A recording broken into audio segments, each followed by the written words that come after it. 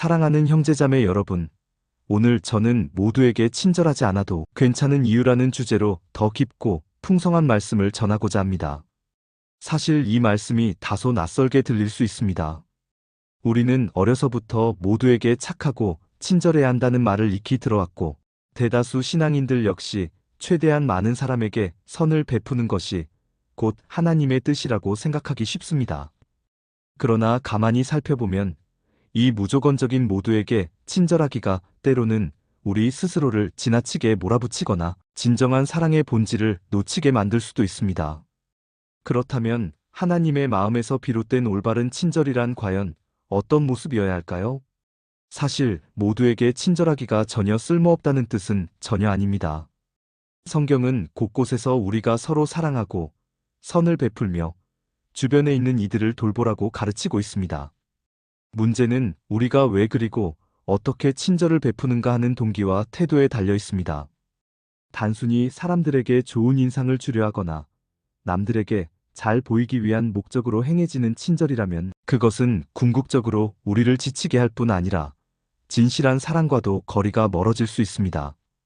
그래서 오늘은 예수님의 모습을 통해 우리가 생각하는 친절과 성경이 말하는 친절 사이의 차이를 더 구체적으로 짚어보고자 합니다. 우리가 종종 놓치는 부분은 예수님께서 이 땅을 걸어가실 때 보이셨던 모습이 단순히 항상 부드럽고 항상 다정했던 분이 아니었다는 사실입니다. 복음서를 자세히 읽어보면 예수님은 때로는 종교 지도자들의 위선을 신랄하게 지적하시고 기적이나 떡만을 바라는 무리들에게는 직설적인 비판을 가하셨습니다.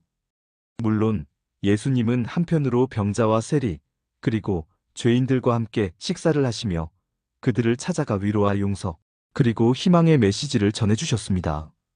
바야흐로 한편으로는 날카로운 책망, 다른 한편으로는 무조건적인 포용이 공존했던 것입니다. 이 양면성은 우리가 흔히 생각하는 단순한 인간관계 스킬로서의 친절을 넘어서는 신적 사랑의 차원을 보여줍니다.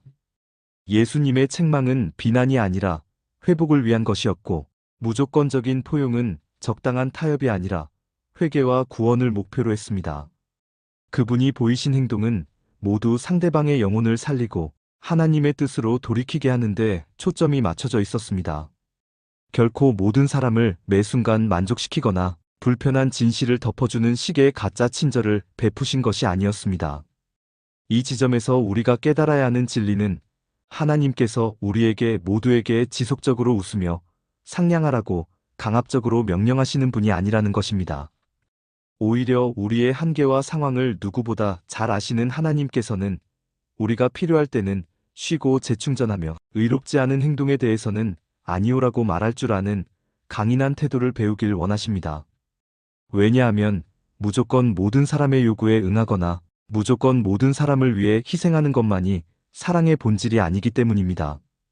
우리가 모든 사람에게 전부 친절하려 애쓰는 중에 느끼는 피로감은 종종 내가 이렇게 열심히 하고 있는데 왜 사람들은 내가 원하는 대로 반응해주지 않는가? 라는 마음의 기대와도 연결되어 있습니다.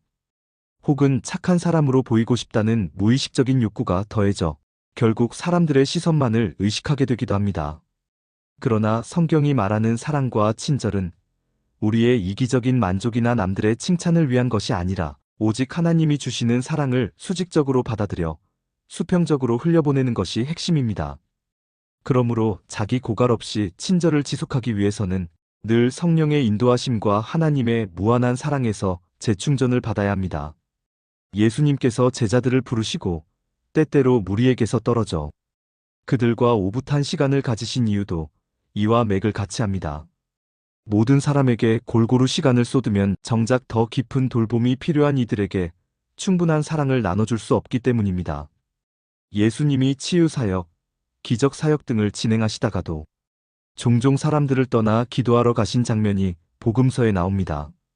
이것은 예수님께서도 친절을 유지하기 위해 쉬고 기도하며 하나님과 교제하는 시간을 중요하게 여기셨다는 뜻입니다. 우리 역시 한없이 베풀기만 할 수 없으며 하나님께 기도를 통해 우리의 영혼을 돌보고 우선순위를 정립해야 진정한 사랑을 나눌 수 있게 됩니다. 물론 이 말이 편한 사람들에게만 친절하고 불편한 이들은 무시해도 된다는 뜻은 아닙니다.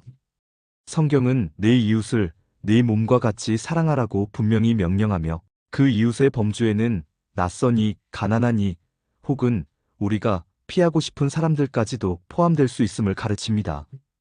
다만 우리가 스스로를 함부로 몰아붙여 과로 상태에 빠지거나 영혼이 지쳐버려서 친절이 고통으로 변질되지 않도록 하는 것이 중요하다는 뜻입니다.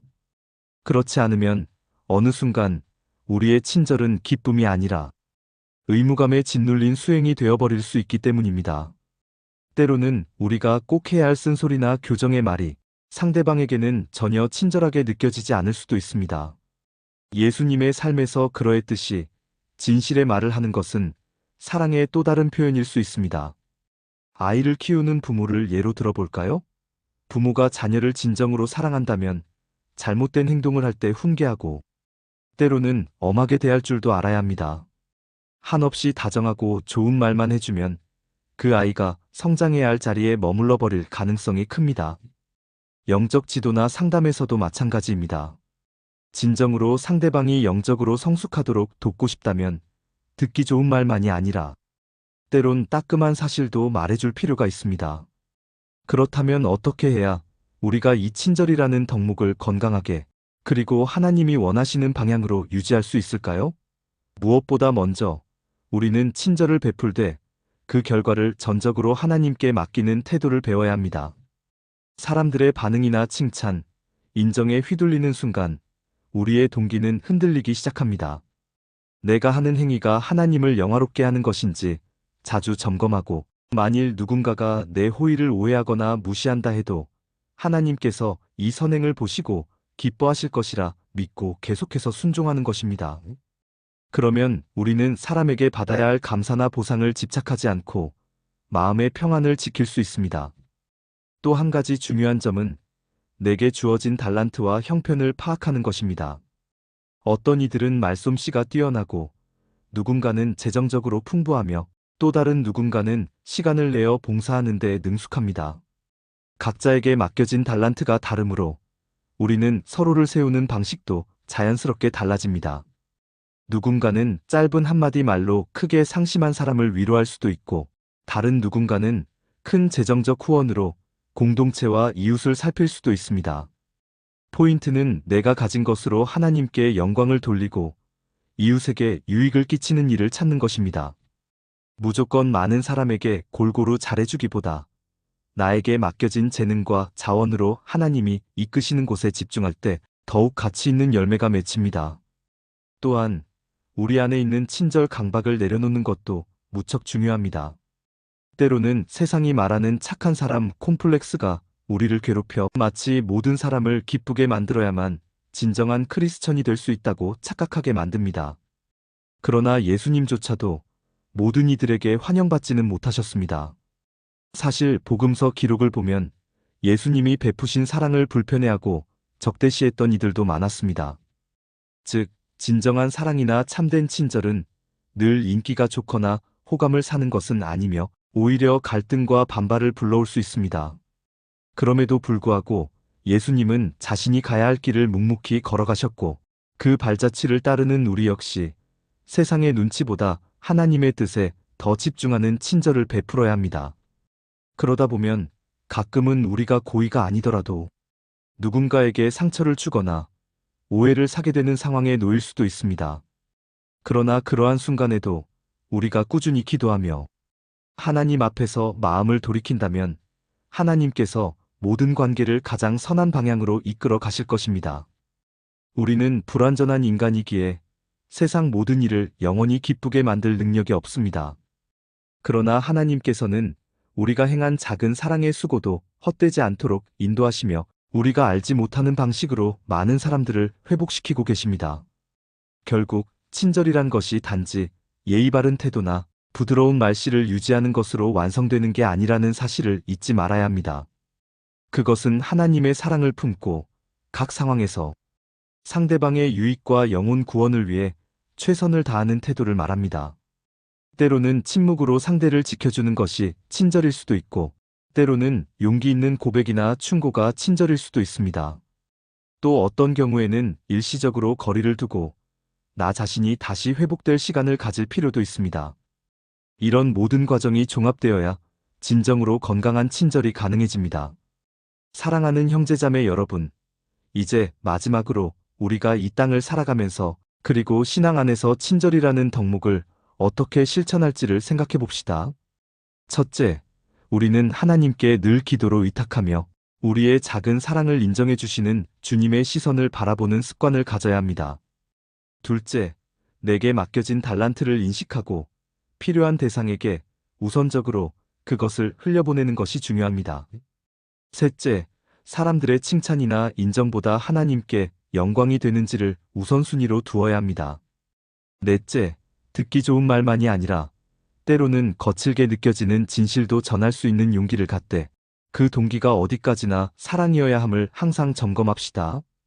마지막으로 모두에게 친절하지 않아도 괜찮다는 이 말은 친절을 소홀히 해도 된다가 아니라 나의 한계를 인정하고 하나님께서 주시는 방식대로 사랑을 베풀어라라는 의미에 가깝습니다. 완벽하게 모든 사람을 돌보거나 모든 상황에서 미소 짓고 대하기는 어렵습니다. 그럼에도 불구하고 우리가 진심으로 하나님의 뜻을 구하며 할 수 있는 만큼 최선을 다한다면 하나님께서는 우리의 부족한 부분까지도 합력하여 선을 이루실 것입니다. 그것이 바로 이 시대를 살아가는 우리에게 주시는 진정한 친절의 자유이며 예수님을 닮아가는 믿음의 길입니다. 그러므로 이제 여러분의 마음에 있던 친절 강박 혹은 착한 사람이어야 한다는 부담감을 조금은 내려놓으시기 바랍니다. 주님은 우리의 심령 깊은 곳을 아시며 우리가 서 있는 자리와 가진 달란트를 누구보다 정확히 아십니다. 우리가 주님께 가까이 나아가 그분의 사랑으로 날마다 재충전받을 때 지나친 의무감이나 부담감이 아니라 진정한 기쁨과 자유 가운데 이웃을 돌볼 수 있게 됩니다. 바로 그 자유로운 사랑이 예수님께서 우리에게 궁극적으로 보여주신 하나님의 마음 아닐까요?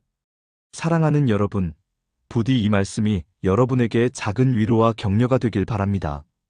우리는 모두 연약하며 모든 사람에게 항상 친절한 모습만 보일 수는 없습니다.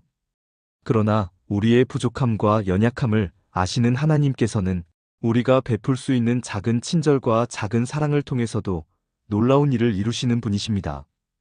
이 사실을 기억하며 날마다 하나님께 기도하고 의지함으로써 내가 감당할 수 있는 친절을 진심으로 실천해 나가시길 소망합니다. 그 길에서 여러분은 자유와 기쁨, 그리고 풍성한 열매를 경험하게 될 것이며 결국 하나님께 영광이 돌아가게 될 줄 믿습니다.